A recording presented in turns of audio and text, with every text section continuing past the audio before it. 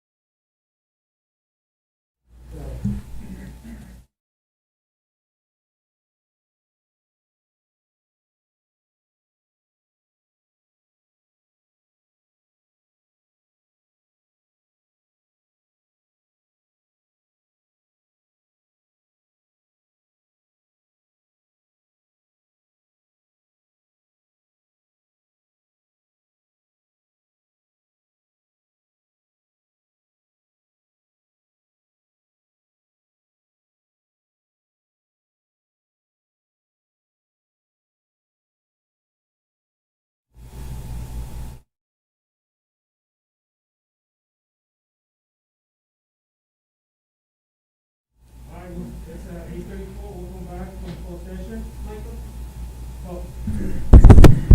It's 8:34 now, welcome back. Everybody, we're coming back from closed session. F, announcement of actions taken in closed session. There were no actions taken in closed session.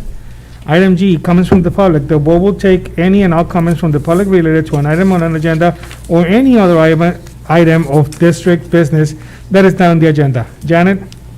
No public comments were submitted. Thank you. Item H, presentations. H1, ROP. There's Mr. Calderon. Is there supposed to be a presentation from ROP? Yeah, did they call you for those? They did, so Miss Janet? Are they waiting? They should be Yes. waiting. Eddie Okay. should let them in now.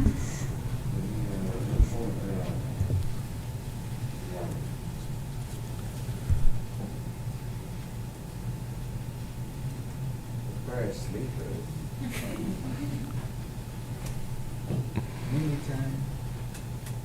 It's 8:30. Adriana's pretty good, she's a firecracker. You wanna move? Yeah, okay. Connect. He's connecting that. Oh. Yeah.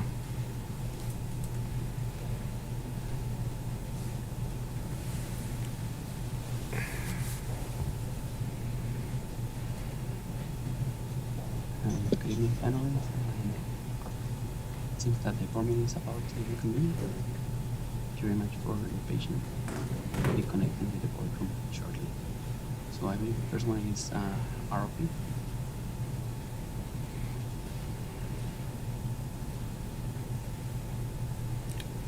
Anything?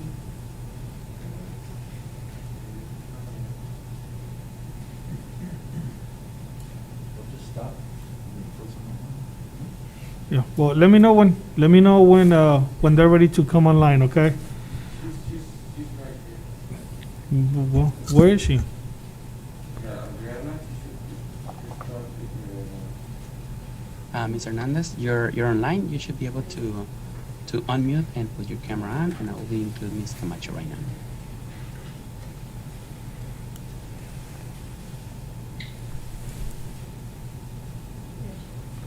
Okay. All right. Okay. Can you hear us?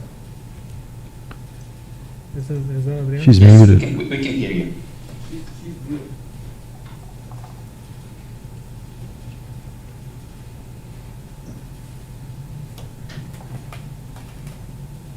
Let me know whenever I can start. Go ahead.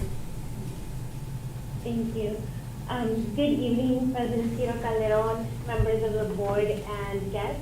My name is Adriana Hernandez. I am the program manager with IVROP for Educational Services.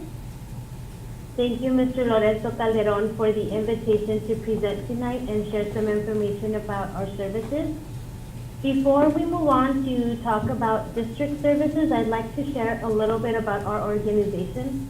Imperial Valley Regional Occupational Program is made up of several different projects and programs that serve children, youth, and adults in our community. All of the services provided by our organization fall under these three focus areas: educational services and career technical education, employer connections, and family development and stabilization.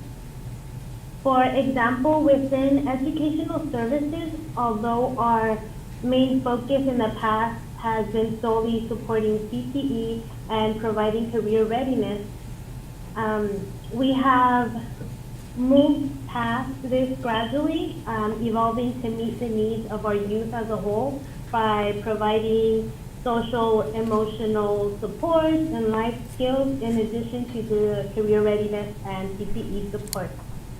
Here is a list of projects, some of which make up educational services, and we also will provide you with the link so that you can access the whole list of projects and programs from IVROP. And I'd like to introduce the career specialist for Calexico, Nancy Camacho, to talk a little bit about the services she offers.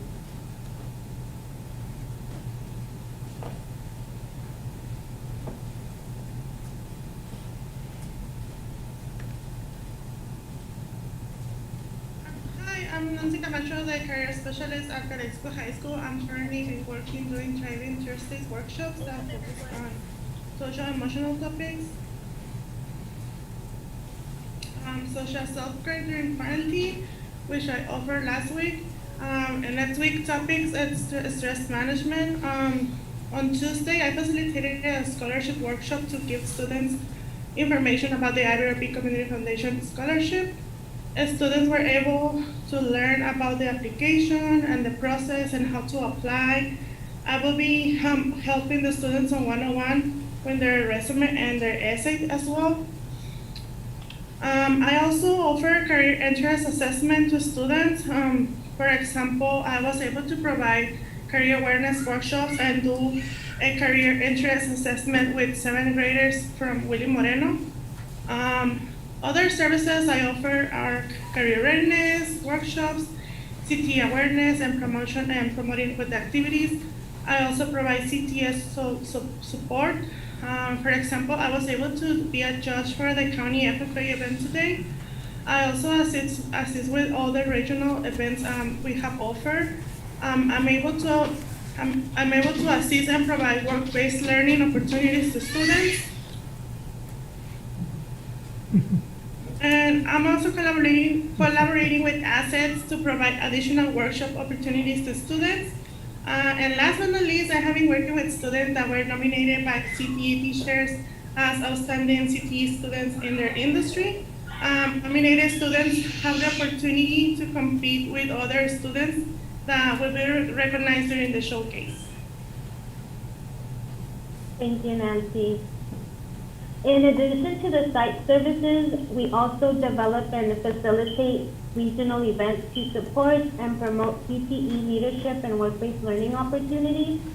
Earlier in the school year, we offered a career and technical student organization or CTSO officer training that provided students with leadership and teamwork skills and tools that they could take back with their CTSO members.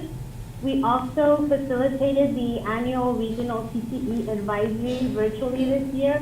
We provided industry-specific breakout sessions from October to January, where we connected teachers, administrators, and students to industry. And earlier this month, we completed a 3-week youth agricultural summit in which we provided ag students from all over the county the opportunity to network with a panel of industry members and tour to ag sites virtually. And currently, we are celebrating CTE Month this February, and we have selected outstanding CTE student nominations from teachers, which we will be rolling out every Friday this month on our social media Instagram page. And we do this every year, but this year we will be letting all the community know what students are nominated. They will have a chance to compete, like Nancy said, for the outstanding students in the industry with all of the other school sites where their pathway is offered. And we will officially award students in our showcase and recognition ceremony sometime in May. The date is to be announced still.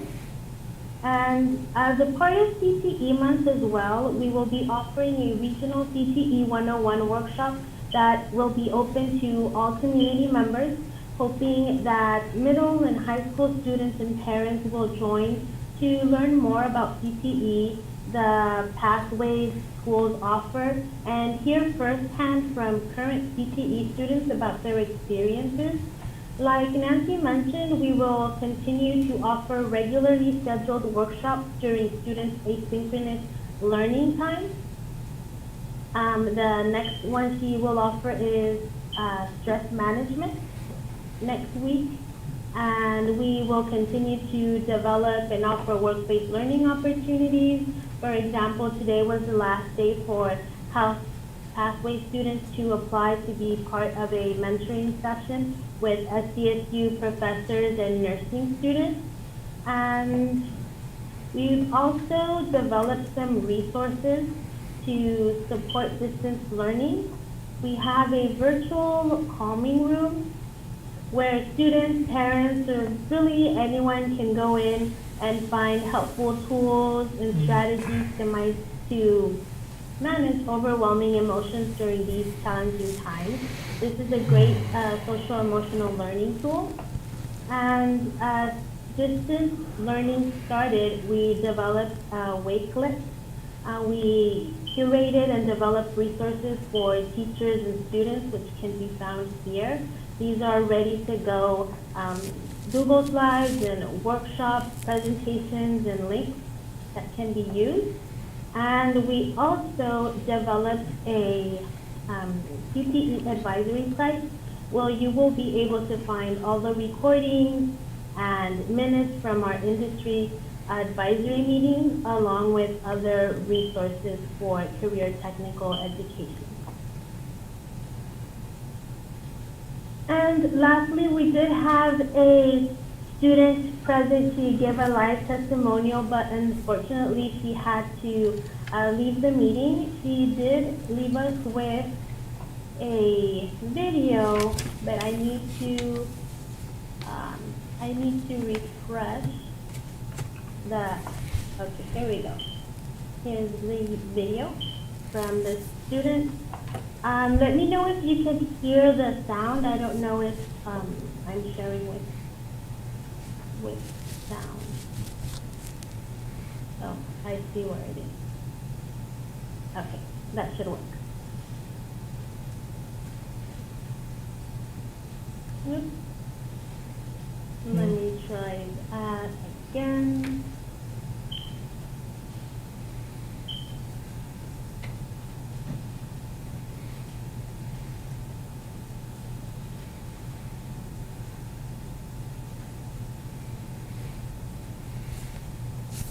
You will need to share the video, your screen again, Ms. Hernandez. Okay. Let me go ahead and do that.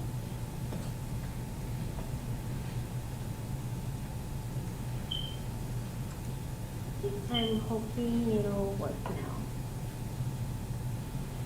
So let me check if I shared with sound. Yes. Hi, my name is Justina Uribe. I am a senior at Calexico High School. I have mainly spoken to career specialist Nancy, who has sent me several emails of scholarship opportunities from the IRRP program, and it's helped me create a resume. I think that as a high school student, we don't realize how important it really is to be able to create a good resume for our jobs and to be able to find a good job.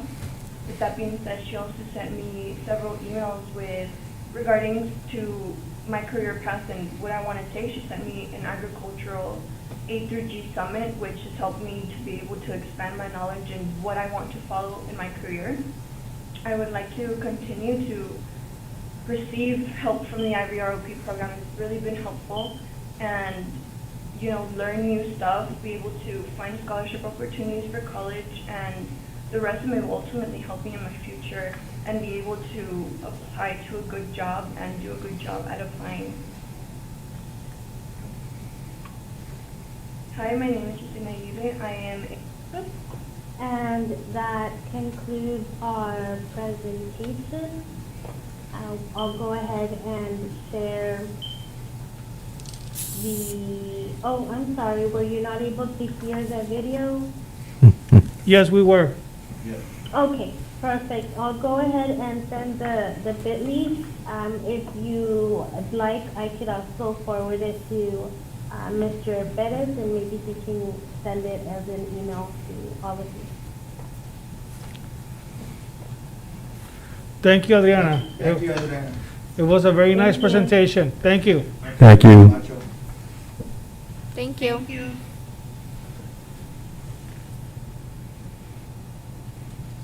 That's it. Okay. So that was the RV presentation. Item I, consent agenda. All items appearing will be acted upon one motion without discussion unless any item is pulled for to separate consideration and action. Is there a motion to approve? Motion by Mr. Calderon. Is there a second? Second. Second by Mr. Romero. All those in favor, please say aye. Aye. Aye. Motion passes 4-0.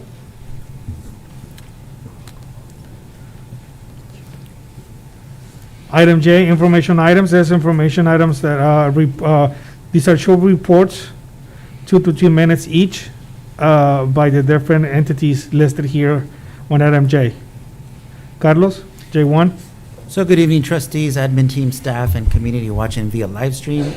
So first of all, we're off to a great start with our limited sports program. We started our limited sports program last week with both the cross-country and swim teams practicing in their assigned cohorts. Currently, for cross-country, we have a total of 16 students participating, 5 girls, 11 boys. And for the swim, we have a total of 13 students, 8 girls, 5 boys. Our students are working incredibly hard and are really dedicating themselves at both getting into competition for and keeping safe at the same time. We continue with the practice of screening students before all practices and taking attendance to practice via a Google document. Coaches provide us with daily updates regarding the progress of those practices. We are on track for the start of practice for both tennis and track on February the 15th. However, we won't actually begin practice until Tuesday, February the 16th, due to the President's holiday coming up. Currently, the number of participants cleared to participate in tennis are a total of 15 students, 12 girls and 3 boys. And track has a total of 29 students, 11 girls and 18 boys. Our next sports scheduled to begin practice are baseball and softball, which will begin on March the 13th. February 1st through the 5th, 2021 was National Counselors Week. We thank our dedicated school counselors who play a vital role in helping our students face their day-to-day challenges, for working with parents, and for supporting all educators at Calexico Unified School District. Thank you again to all of our counselors. Our Great Kindness Challenge was held during the week of January the 25th through the 29th. Students were challenged every day of the week to be kind, and they did an amazing job of showing their kindness. We thank all of our students, staff, and community for participating in the Great Kindness Challenge. We also want to thank all of our administrators and staff for the wonderful virtual assemblies that are being held at all of our sites that are recognizing our students' accomplishments. Congratulations to all of our students for being recognized via all of our virtual assemblies for Students of the Month, Citizens of the Month, Perfect Attendance, Honor Roll, and for our students who have met EL reclassification. And in regards to our English language learner students, our English language learner reclassification rate was at over 15% for the 1920 school year. It is the highest reclassification rate we have ever had. CUSD outperformed the state and the county's reclassification rate as well.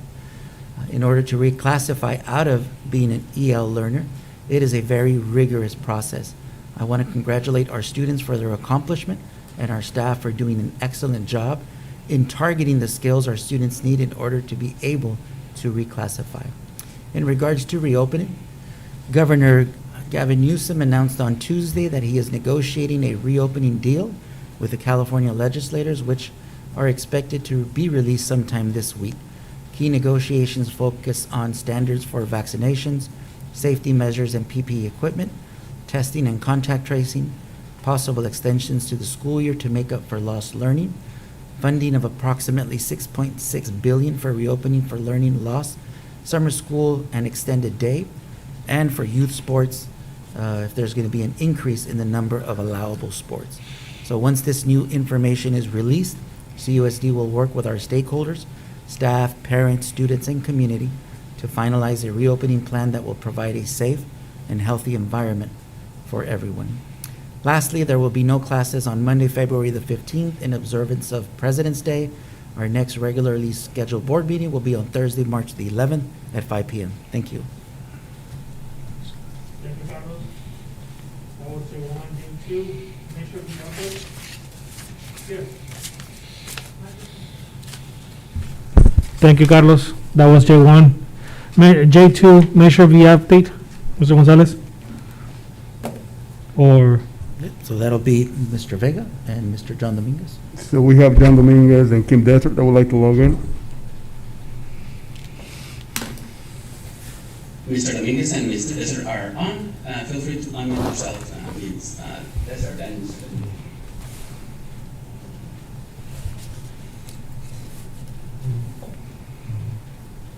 John, can you hear us?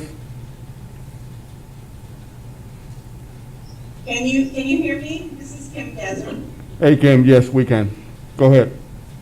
Good evening, board members. My name is John Dominguez. I'm the project manager for Measure B projects. We also have Kim Desert online. Kim is my project manager. Good evening, Superintendent Gonzalez.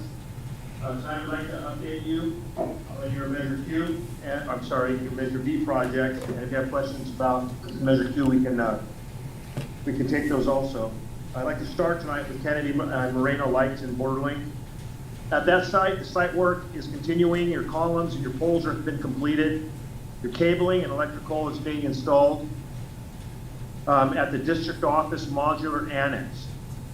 We're in the 3-week look ahead period here, and that's including your interior painting, your light installation, casework, concrete, sidewalks, glazing, which are glass, doors, and hardware. The estimated completion date for that project as it stands today, is the end of February. Your Wardfield parking lot expansion. As far as that project goes, you've got the 2-week look ahead. The curb and retaining wall framing and installation is nearing complete. That just finished up yesterday. Sewer pipe replacement installation is completed. We needed to reroute an old sewer pipe to bring it up to code, and also to protect, to install a newer sewer pipe, which will last a lot longer than what you had there. It was a good call by Mr. Vega and Mr. De La Rosa to replace that pipe. Your concrete wall pour is happening right now there. Your fencing installation is going in. And your sidewalk and curbs are also being installed in that location. At Circle Drive, you notice that the fence panels are installed. The gates and locks are going to be completed by Friday, by tomorrow. At least that's what the contractor is telling me. They put in the electrical and the push bars are all installed. Now we're just waiting to get the security set up, and then once we get the security set up, we'll take down the temporary fencing.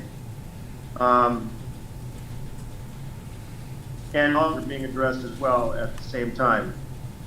In your A3 modular classrooms, that's the new wing that's going in. You can see that the buildings have been set. The parapet is going in. We want to get that parapet framed and installed so we can get the roof going. Excuse me for 1 minute. I gotta let this finish. The fan coil mounting is going in for your HVAC. The backfill around the site is happening. Electrical installation. Your stucco is going to be happening in the next 2 weeks on the exterior building. And then we're also gonna be craning the elevator, next week. At Godfrey Gym, your project is completed. They're addressing punch list items that were minimal in that location. Your gym equipment unfortunately is delayed to March because the manufacturer or the delivery people have been delayed because of COVID. And the delivery is scheduled for the middle to the first part to the middle of March now. It moved back from February. We have a letter from for the manufacturer. We provided it to Mr. Vega and to Mr. Gonzalez, confirming that these were caused by COVID delays.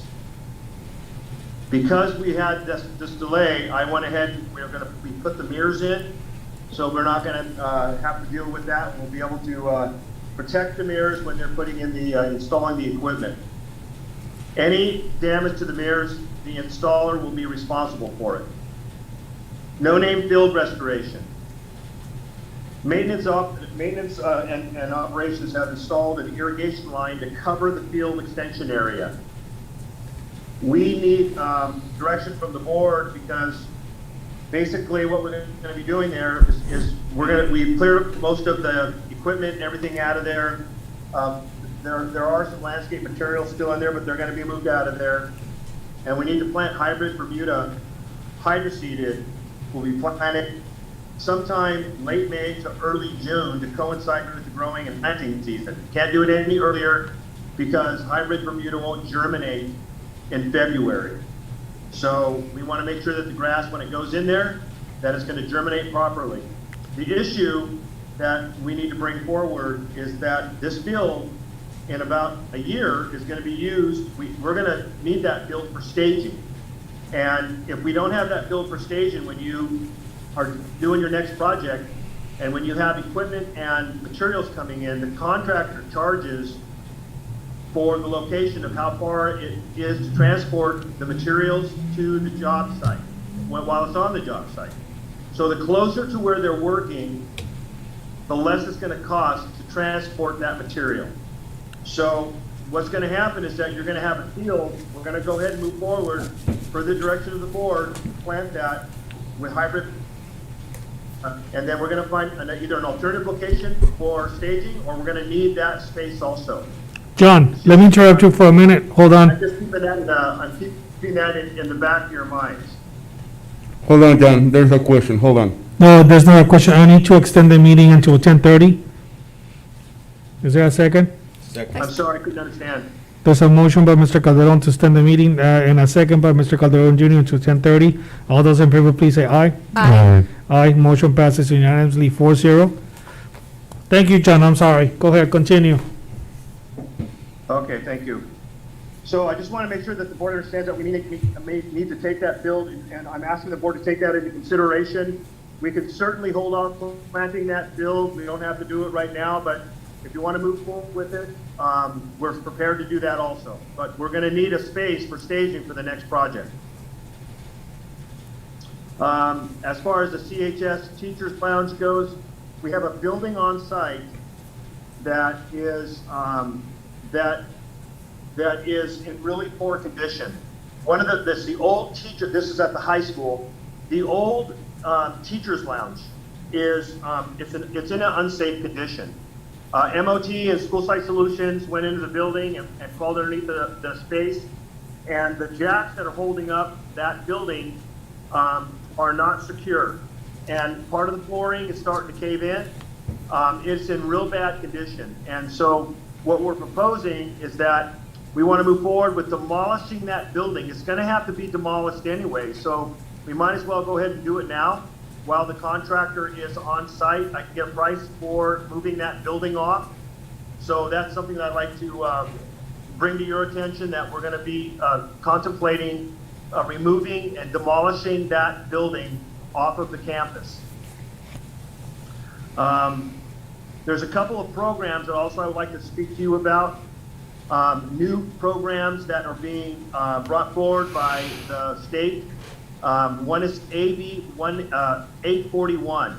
It's an HVAC water fixture grant school reopening ventilation and energy efficiency verification and repair program. I know that's a mouthful, but Governor Newsom signed AB 841 on September 30th, 2020. And this program, although the applications aren't going to be ready for another couple of weeks, but I wanted to bring this to the attention of the board because this program is going to provide grants to local educational agencies to reopen schools with functional ventilation systems that are tested, adjusted, and if necessary or cost effective, repaired, upgraded, and or replaced to increase efficiency and performance. That includes HVAC system upgrades, testing, service, turning for maximized indoor air quality and efficiency, indoor air quality monitoring tools, engineered infection protection, such as bipolar ionization and increased filtration systems, energy and water efficient appliances and plumbing fixtures, installation of electronic charging stations to help fight pollution, and also one of the things that School Site Solutions is going to need, though, is a comprehensive list of all of your HVAC units in the district for this application. School Site Solutions is prepared to submit this application, to fill out the applications, to do all the legwork at no charge to the district, so you guys can participate in this program. But in order to do so, we're going to need information from the district in order to complete the application.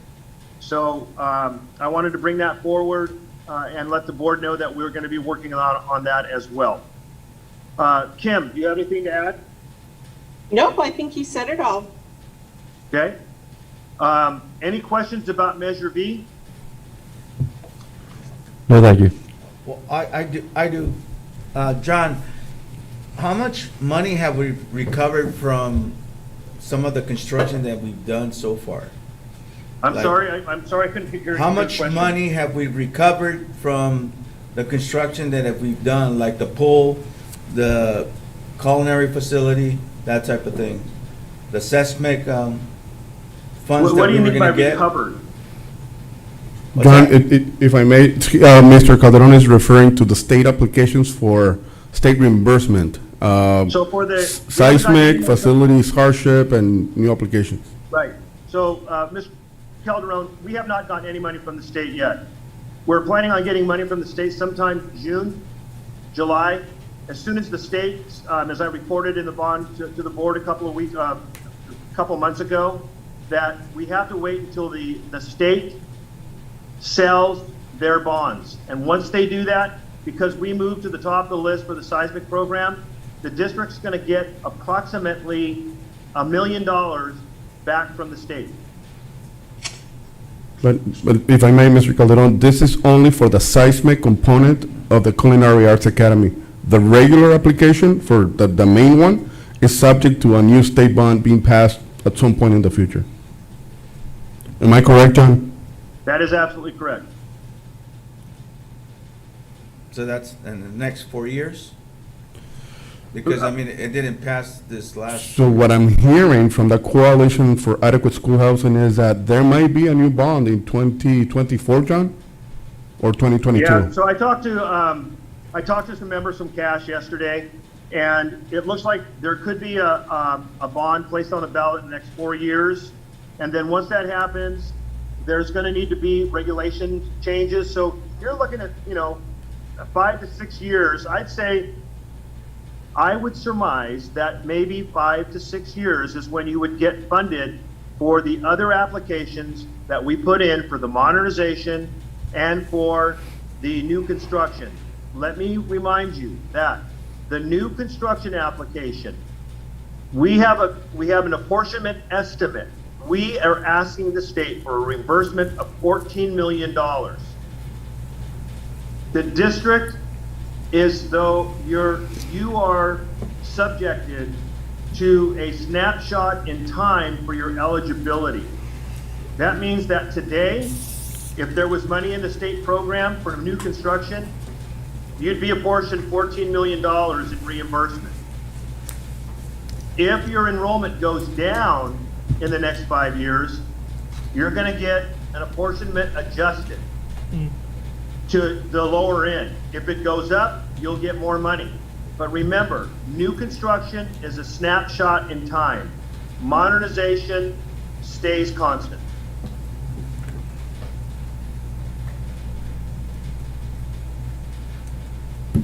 Thank you, John. Thank you, John. You're welcome. So that was, I understand it's gonna, I would say 4 or 5 years. that was J2 Measure V update. J3 ACES update, Mr. Gonzalez. All right, so we'll have Ms. Hope.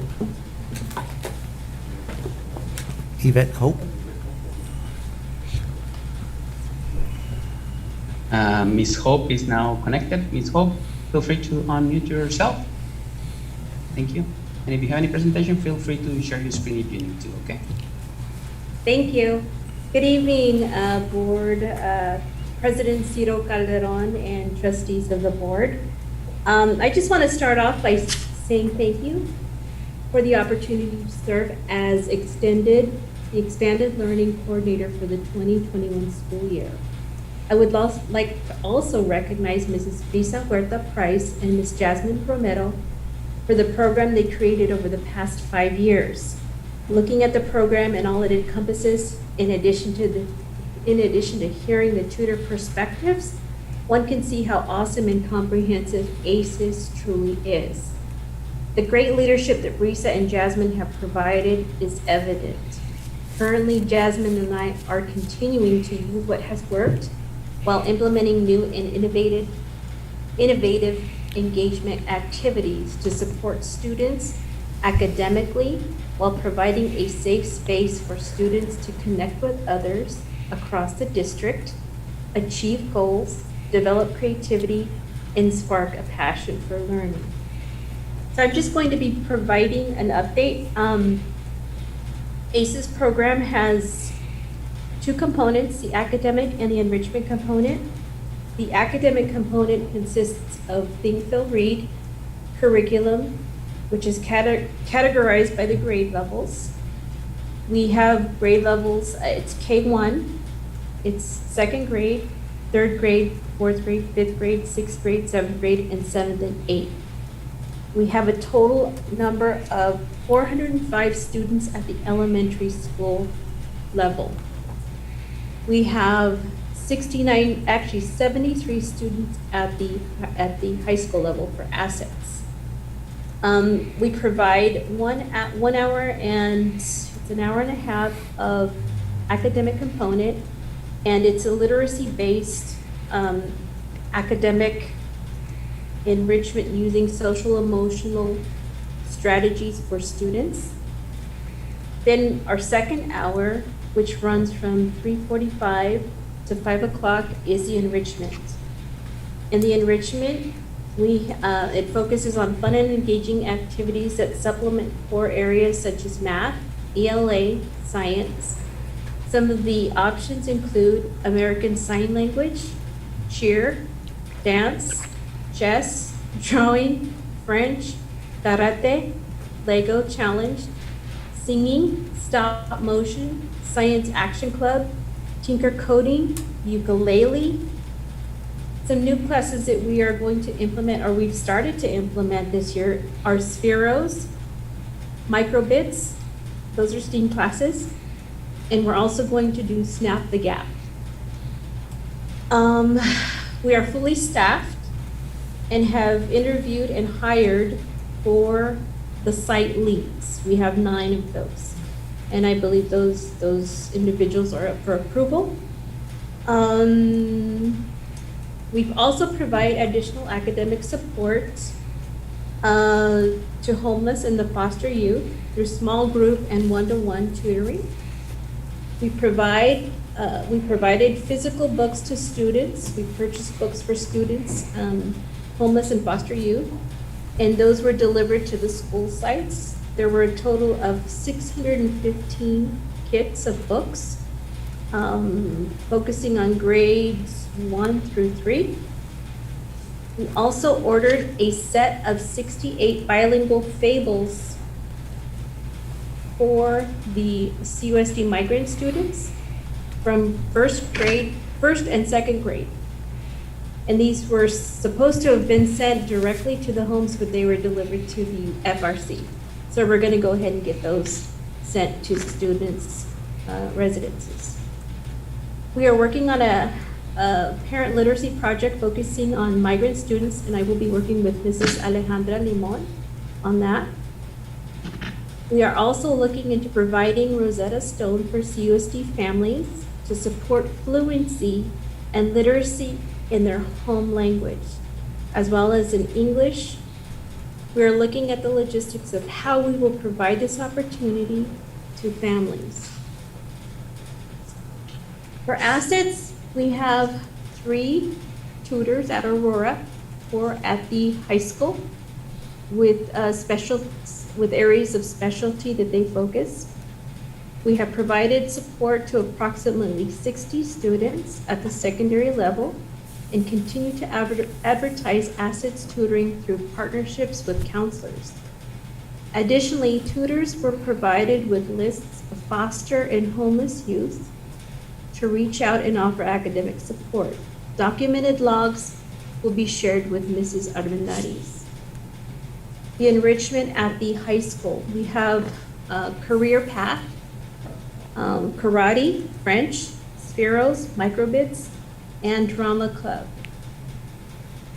We have had about 20 students that have either entered chess, karate, and French class. We anticipate increased enrollment with the new classes that we will implement in the coming months. We went ahead and spoke to the culinary arts gentleman, and he stressed interest in providing the class. So we're working with him on a plan. Partnerships. We have been meeting regularly with counselors, and we will continue to do so to promote our program. We are collaborating also with ICOE.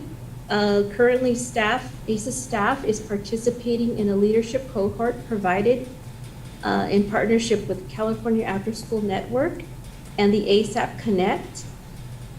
We are also working with Mr. Jaime at the high school to support our career path enrichment classes at the elementary and 9-12 grade level. Additionally, we are working to provide services through Plaza Comunitaria with Mr. Aswa. He wanted me to mention that he has 2 students, Gloria Gutierrez and Elvira Montoya, and these ladies have completed both primary and secondary education. Their digital certificates have yet to be delivered. He also indicated that Assemblyman Eduardo Garcia and Senator Ben Wesso expressed interest in participating in the formal ceremony. Promoting ACES and assets, we have a Facebook page.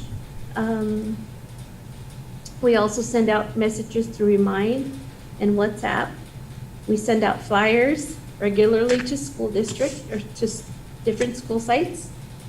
We are looking into the possibility of providing before school ACES services to assist schools with students who arrive early when we do open up for a hybrid model, and I will update on that. And last but not least, these last 3 days, 3 of our site leads and myself presented information on our Sparks CUSD program at the Expanded Learning Symposium, Site Leadership Symposium, and that was virtual.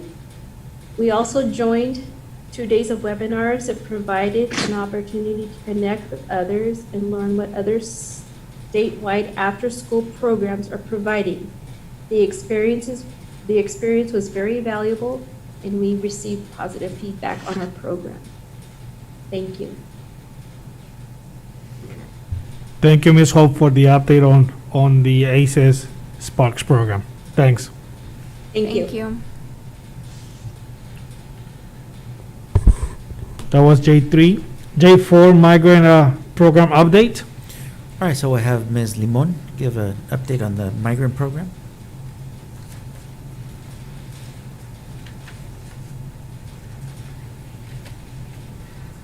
Okay, we have Ms. Limon online. Ms. Limon, feel free to unmute yourself. Thank you very much.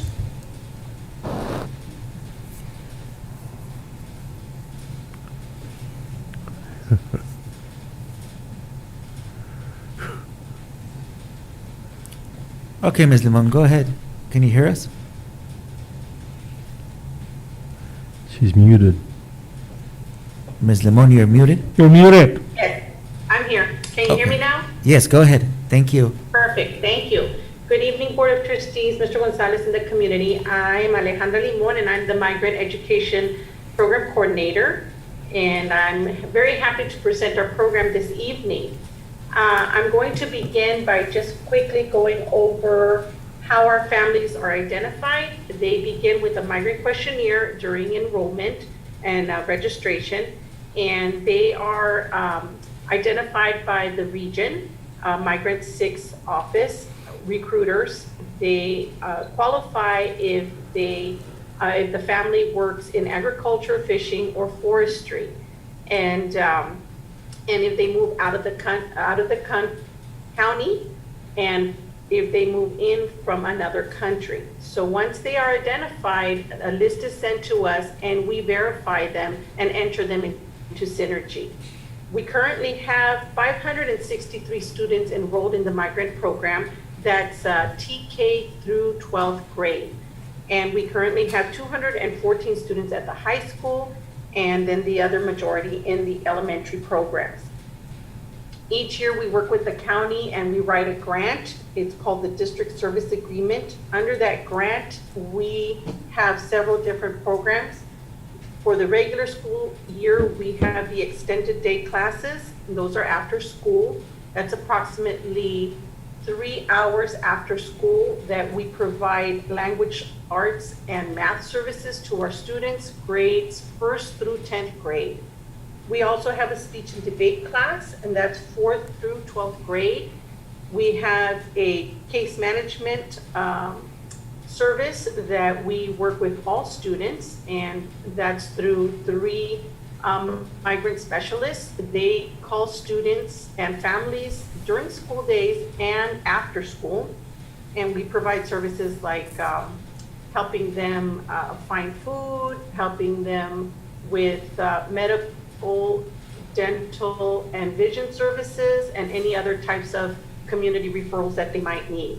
We also have a college and career program, an out-of-school youth attendance program, a family literature program that focuses on TK students to 2nd grade students, showing them basic skills and working with the parents on how they can promote reading and language arts at home. And we also work with the Mini Core program. This is the first year that we have them. This year we have 3 students on board. They are working towards their teaching degree.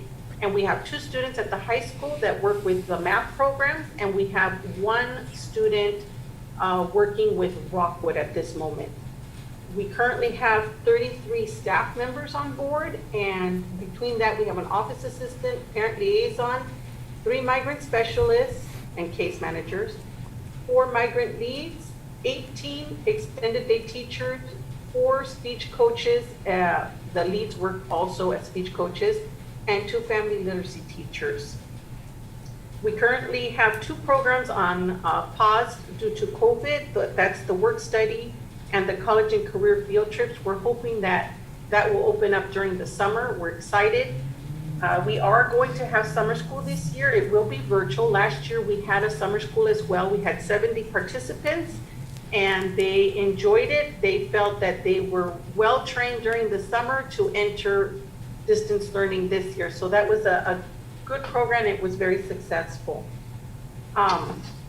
In regards to parent involvement, we have a very active group of parents. We have a parent advisory committee that meets monthly. And our current president is Azucena Velasquez, our vice president is Juana Castro, and our secretary is Sobeida Velasquez. Our sergeant at arms is Maria Carvajal. The PAC agenda is sent out monthly, as is a calendar. So every month, all of our migrant families are included in our activities, and they participate. We have site representatives for all of our sites right now. And we have a regional advisory committee representative. Her name is Gabriela Cordova. The form that we communicate with all of our parents is Facebook and WhatsApp, and we also send out messages through Remind. And we also have parenting classes right now. We work with the Sure Helpline, and we're currently opening up PIQE, so we will be referring our families to the PIQE program as well.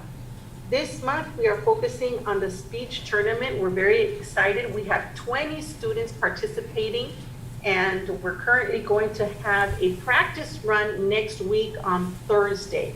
So parents and students are excited. We have 3 judges, Ms. Colunga, Ms. Hope, and Mr. Camilo Garcia, that will be assisting with the actual tournament. So that's the first time that we have had judges, so we're really just revving to go. And then we're also completing our migrant family needs assessment. That's a survey that we send to all of our migrant families to see what services they need, any changes that they might, have suggestions that they might have. And so those are just starting to come in now. We're also recruiting students for the extended day second session. Last session, we serviced about 60 students, so that went very well, all through distance learning. So all of our sessions for our parents and our students have been through Zoom, and it's been pretty good. And then we've got case management with 12th graders. We're focusing on our seniors. We're hoping that all of our seniors graduate, so that is a big focus that we're looking at right now. And then we're preparing for Migrant Summer School. And then lastly, we're working with the ACES program on early literacy. So that's where we're at right now. That's what we're starting with. And next month, we'll continue updating you. Thank you. Thank you, Ms. Limon. Thank you for the update. Thank you.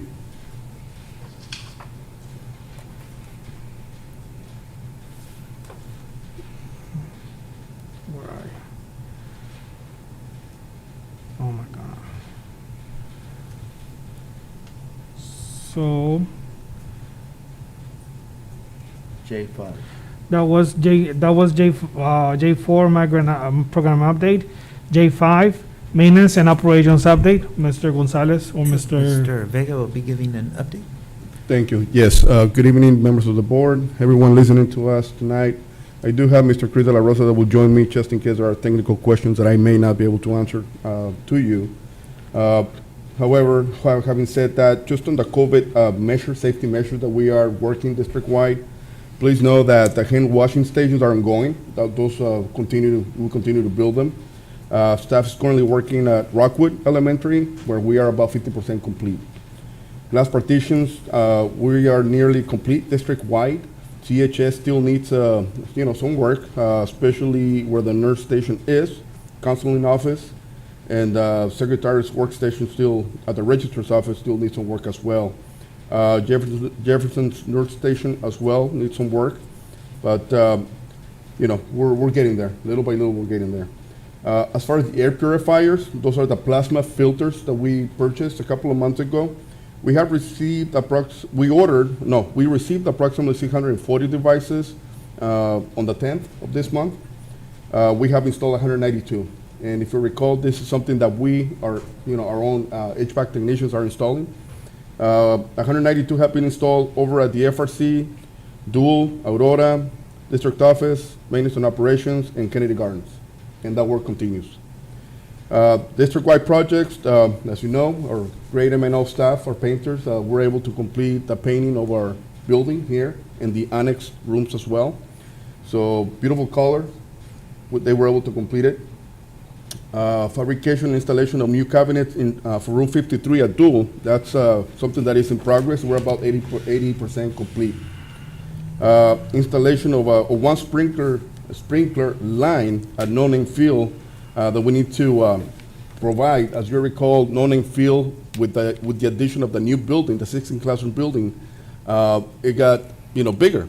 So the irrigation lines, as they were before, they need to be expanded. We need to add a little bit more irrigation because the field is now bigger. So M&O is working on that. And what else? Custodial, I mean, the disinfecting process, given the fact that we're still in the pandemic, that continues. We continue to perform those duties as assigned. When it comes to CHS athletics, CHS swim team is using the CHS pool facility as their season is currently in session. The water temperature has been maintained and heated right about 82 degrees. CHS athletics are being prepared for the upcoming spring season. Our goal is to have the baseball, softball, tennis, track and field facilities in playing condition by March 1st. So, our MNO folks are working hard to get that achieved. Ground crews, Chris, you want to talk about the ground crews? Where are we with that?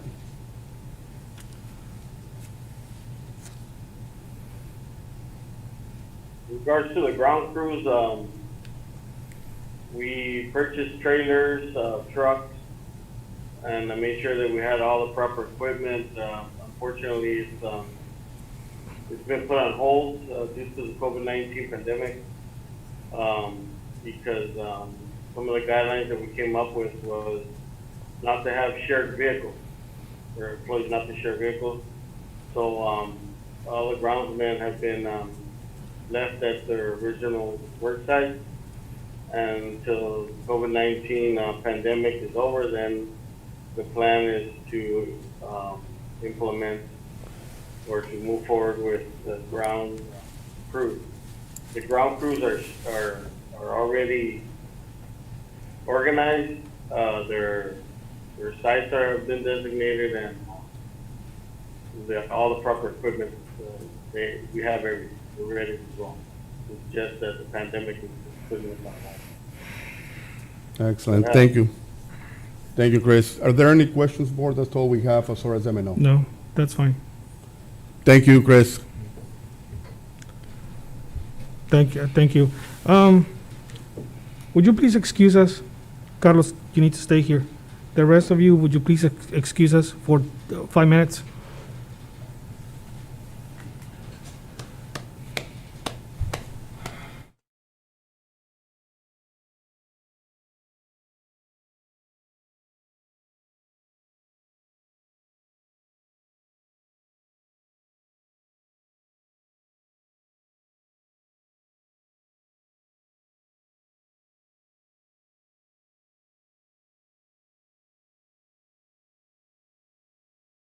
Minutes. Thank you.